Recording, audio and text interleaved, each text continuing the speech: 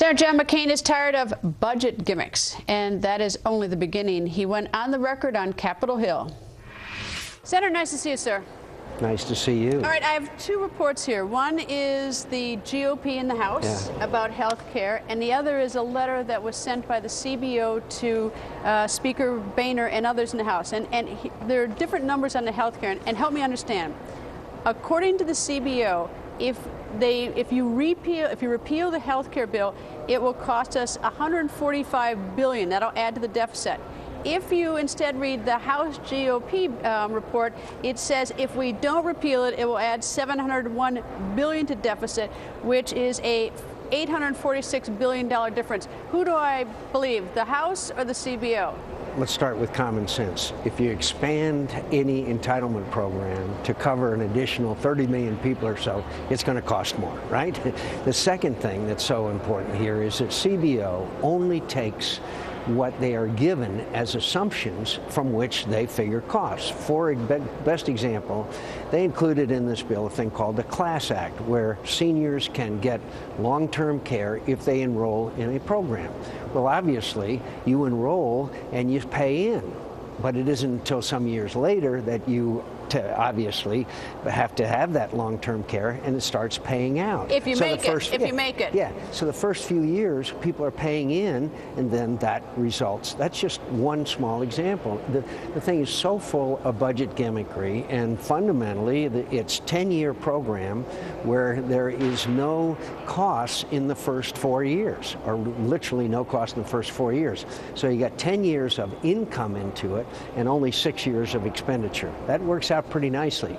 But the fact is, again, common sense. If you're going to expand an entitlement program, it's going to cost money, and this is a massive expansion, obviously. Well, you can understand how American people feel pretty frustrated because, the CBO we hear is nonpartisan, and I realize that they make their scoring based on assumptions that are given to them. But the American people, they want sort of the straight story. We don't want the gimmickry. Sure. We want to know what this is going to cost, and Democrats, of course, are waving this around, and the Republicans are waving this one around. But Greta, don't you remember during the year-long health care debate that they would get a reading from the CBO on cost, and then the Democrats would go back and give them another assumption, and then they would come back with a better number. Don't you remember that all during the... Well, why don't the Republicans give some assumptions, not to get into a gamesmanship, well, because the Democrats were writing the bill, so therefore they were making the assumptions. We weren't writing the bill. We were fighting against it. All right, so I guess the House can now put their bill together, whatever their bill is, and they can now feed the assumptions for the next round. Could I just mention one other thing about this very quickly?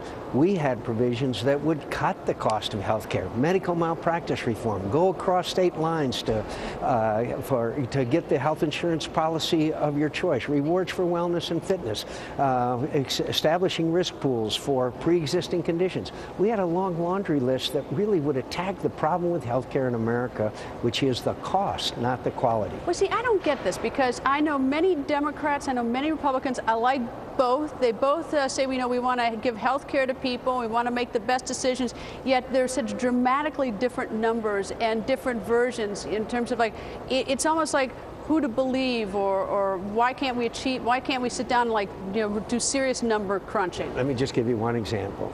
We all know that doctors practice defensive medicine. Any physician will tell you that for fear of going to court and having to being sued, right? So they prescribe additional tests and unnecessary procedures quite often. They'll all admit they do so.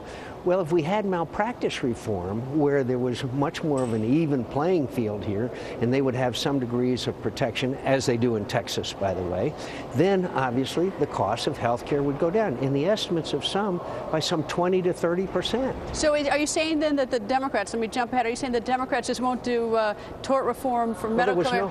There was no mention. Why? For political reasons? There was no, of course, it's the power of the trial lawyers. There was not a mention of medical malpractice reform except for a couple of test programs in that 2,733-page document. That's crazy. That's a testimony of the most powerful and influential small group of Americans in this Capitol today, and that's the trial lawyers.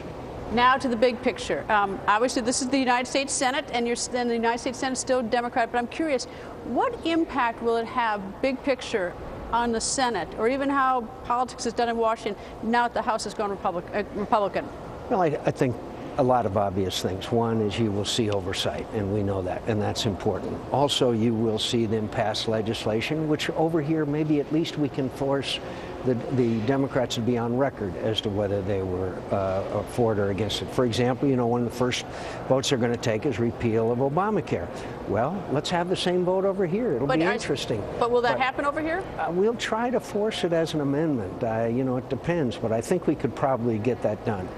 But also, there's going to be another voice in the majority over there. But also, I think that the new speaker, one, is cognizant of the mistakes of the past, two, is a humble man, and three, I think he really feels that he has the wind at his back on spending. And I think that's going to be one of their big areas as well. Will it make any difference here in the United States Senate that Mr. Daley is now the chief of staff for the president? Does that have any impact at all on how business is done over on Washington? It will on me, because I knew him very well when I was chairman of the Commerce Committee and he was Secretary of Commerce. I think he's a good, thoughtful person, and I had a very good relationship with him when he was Secretary of Commerce, and I believe I can do that again. And I think he has built up relationships over the years with more people than me up here. Well, maybe we should explain, what is the job of chief of staff vis-a-vis the Senate? Really to maintain relationships and get things done. The job of the chief of staff is to make the trains run, right? And you can't make the train run unless it runs up here. And I am confident that with the relationships that he has, that it will be a very successful one if the president gets the message of the election of November 2nd. One of the other things that's starting to hit I don't know, people are all hot about is the whole issue, this whether or not children born in the United States of illegal immigrants should be automatically citizens or not. And that problem has arisen because people are upset really with Congress on illegal immigration. At least I think so. Are we going to see any progress on illegal immigration or immigration reform or any plan at all? I have reached out to the administration and said, if we can work together with the Democrats and get the border secured, and we can, with surveillance, with fences, and with personnel, that we will be more than happy to move forward and work together on immigration, on the immigration issue. They say they are doing that it's more secure, more arrests. I don't get it. They say they are, Greta, Republicans say they're not. Greta, you've been down on the border in Arizona yourself, and you have seen that we have not only broken borders, but a dramatic increase in violence on the other side of the border. That alone should argue for us to get our border secured. We just had a Border Patrol agent murdered in Nogales, Arizona. I mean, really, we know that there have been some improvements on the border, but nothing to compare or to counter the dramatic increase in violence on the other side of the border. It's terrible. I saw an article the other day.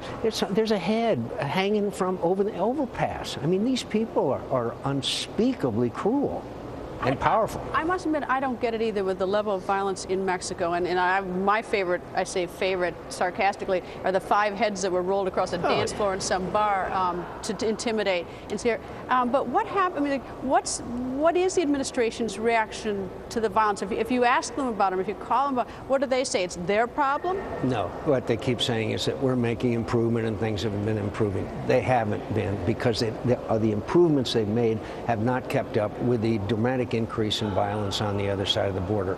And that's not what but they don't seem to be, they seem to think that we're doing okay, we're doing the best we can.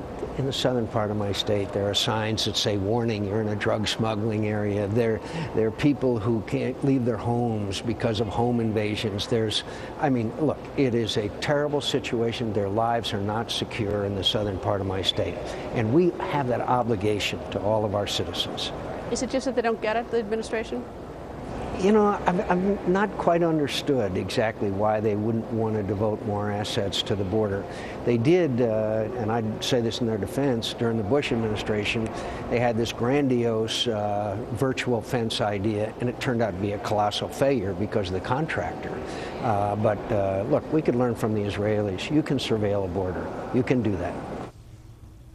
Next, did President Obama's flip-flop about the debt ceiling give Republicans the ammunition they need to slash spending? Senator John Kyle is next, and Vice President Biden gets a pitch for a stimulus project from a 6-year-old. Wait, what? It's caught on camera. We're going to show it to you.